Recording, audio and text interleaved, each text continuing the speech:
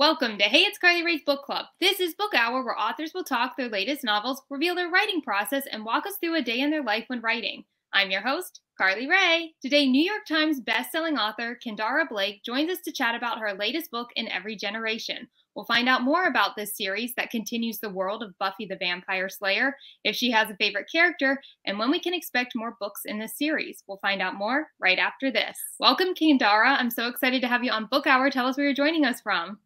Thank you so much for having me. As you can probably tell from my crappy lighting, I am joining you from the gloomy Seattle area. So it's raining today? Yes, we've had really weird weather. Like we've had like hail and rain and sunshine in the same 20 minutes. It's bizarre. Oh my gosh. Now, In Every Generation, it is officially out now. Tell viewers more about it without giving away spoilers.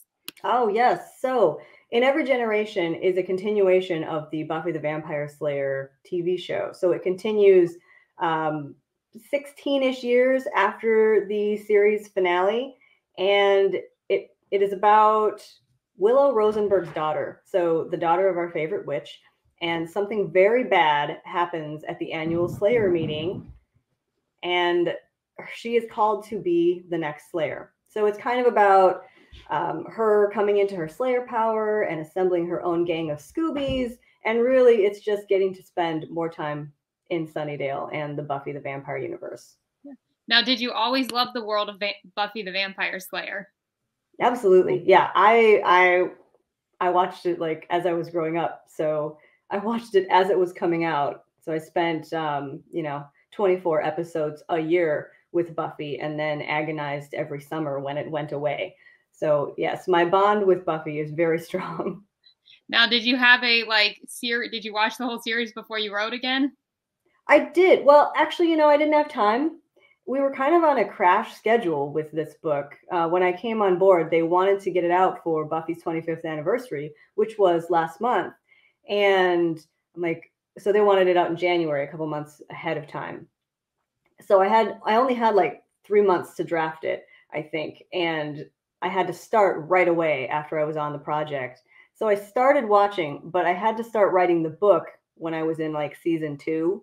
So it was kind of concurrent. I was like rewatching as I was writing. So it was like full immersion, just Buffy all the time from all angles. It was great. Did you have any memorabilia set out to help you? I don't have any memorabilia. I have all of the seasons. I have all 7 seasons on DVD, yeah. Like one of those big, Super Slayer sets. Yeah. But I don't actually have any Buffy stuff. I need to get some Buffy stuff. Yeah, I can see you wearing a t-shirt now. Yeah, I need the Sunnydale Class of 99 t-shirt. That's, yeah. Now, do you have a favorite character in every generation? Oh, no, I can't choose. I actually love all of the new Scoobies. So I love Frankie. There's a young werewolf named Jake, who is Oz's cousin / nephew. There's Haley, who is the younger sister of Slayer Vi, who was played by Felicia Day. And there's Sigmund, who is a half demon, and he's very nerdy and hot. And I didn't know them before, and I wasn't sure how well I was going to like them, or if I would just want to write, Willow and Oz and Spike and Xander and the people that we knew. But actually, they're a great bunch of Scoobies. I really like them all. Yeah. So, but my favorite Buffy character overall, because I can answer that at least, is Buffy. Yeah. Buffy's the best. That's why the show was named after her. Yeah. Now, to get to know the characters you created, did you do an outline to learn them, or a character sheet? No, I am not that smart or organized. I just throw them. The characters came with a basic outline. I knew Frankie was Willow's daughter. I knew she was a young witch. I knew she was going to be the next Slayer. I knew Haley was Vi's little sister. And I knew Sigmund was something called a sage demon, and that Jake, I knew his family background. But as far as their personalities or their interests or, just what kind of people they were, I had to figure that out on the page. So I just kind of shoved them into situations, and they kind of wrote themselves like all good characters tend to do. It was fun to see how they got along. I wrote a lot of scenes where I would just kind of see, I'd throw 2 of them in a scene together and see how they played off each other, because I'm kind of chemistry testing them, because they're teenagers, right? you know a couple of them are going to hook up. But which ones? Well, how are you supposed to know until you see who's got the chemistry? So I kept, putting them in there together and seeing where the chemistry was and seeing what happened. And a lot of those scenes ended up getting cut, but it's important work, like character work for me to do. Yeah. So that's how I did it. Yeah. Now, what was your favorite part of crafting in every generation? Oh, just being back in Sunnydale. Like it was so much fun to mess around in that universe, like this place that I knew so well and that I missed so much. That's all I was trying to do within every generation, was to give fans of Buffy more Buffy. I wasn't really trying to put my own spin on it. I wasn't really even, I mean, we updated it, but I wasn't even really trying to like reinvent the wheel. As a fan, I just wanted more Buffy. And so that's what I tried to do, is just more Buffy. Yeah. Well, when can we expect more books in this series? I am just turning in the line edit / second revision on book 2 now. And book 2 should be finished up and coming out in winter 2023. We're thinking January, but the supply chain is still a little weird. So I can't confirm January, but I hope it's going to be January. Yeah. Now, do you know like how many books will end up being in this series, or you're just going to like go along, or? This series is a trilogy. Okay. I mean, I wouldn't be opposed to doing more because it's so fun. It's so fun to write in Sunnydale. But like by the time we get to the end of this trilogy, the arc will be complete. Yeah. Yeah.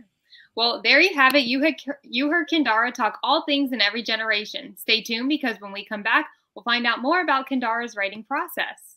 Welcome back to Book Hour. I'm your host, Carly Rae, here with New York Times bestselling author Kendare Blake. Now, Kendare, did you always want to be an author? Yes. I mean, absolutely, on some level. Even when I was a kid and I didn't think it was a real job, like I thought, I loved books, but I didn't think that it was something people did for a living. It was like wanting to be an astronaut or a race car driver. It just didn't seem possible. But yes, I was always writing from a young age. Well, let's talk book genres. Do you have a favorite genre? I don't. I mean, as far as reading, right? Yeah. Not writing. Well, both. Do you have a favorite genre when you're reading? I know you like write in different genres too. Yeah, I write in different genres, and I think I tend to write in many genres that I read. So, I mean, I write horror, I write fantasy, and I write kind of contemporary. But when I'm reading, I tend to read, I like philosophical novels. I like really weird stuff. I like just odd things. I like Jeff Vandermeer's Annihilation trilogy, just really weird stuff. Caitlin R. Kiernan, great. So one genre that I don't do is mysteries. I could never write a mystery, and I've never read a mystery. I don't think I've ever read something that's actually called a mystery. Like I've never picked up an Agatha Christie, which I keep meaning to, because obviously they're amazing. Yeah, I just got Death on the Nile in like a book box by Agatha Christie. So I'm going to read that one for the first time. Oh, exciting. Yeah, they just seem so like cozy, but also intriguing. Like you just want to sink down in a tub with a glass of wine and your Agatha Christie, and that's a night. Yeah. Now, walk us through a day in your life when writing. Do you outline, or do you just like sit down and write? I'm a hardcore pantser for the most part.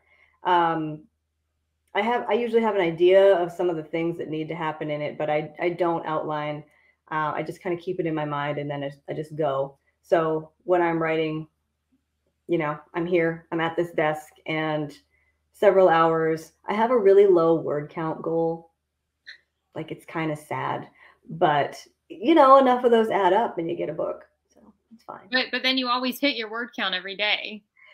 Actually, despite how low it is, sometimes I don't. So now do you have something like on your computer that says like, congratulations, you hit it today? Or no, well, kind of. I have Scrivener. Like I use Scrivener. So it has your goal tracker on there, and it has your project tracker. So you get those nice little, I think it starts out red, and then as you get further, and then it'll turn bright green when you've made it. So it's always nice to have something turning bright green gradually over the course of like 120,000 word project. It'll just slowly turn more and more green. Yeah. That's gratifying. It's weirdly gratifying. Yeah. Now, how long does it take you to write like a first draft? It depends. I almost want to say that it's really dependent on my deadlines, because if you had asked me before Buffy if I could write a 100,000 word book in 3 months, I would have said, please die. No, but I did it and it was super fun. I think it's because, I was just so ready to write Buffy, and Buffy practically writes itself. Normally, left to my own devices, I like to take at least 7 to 8 months on a first draft.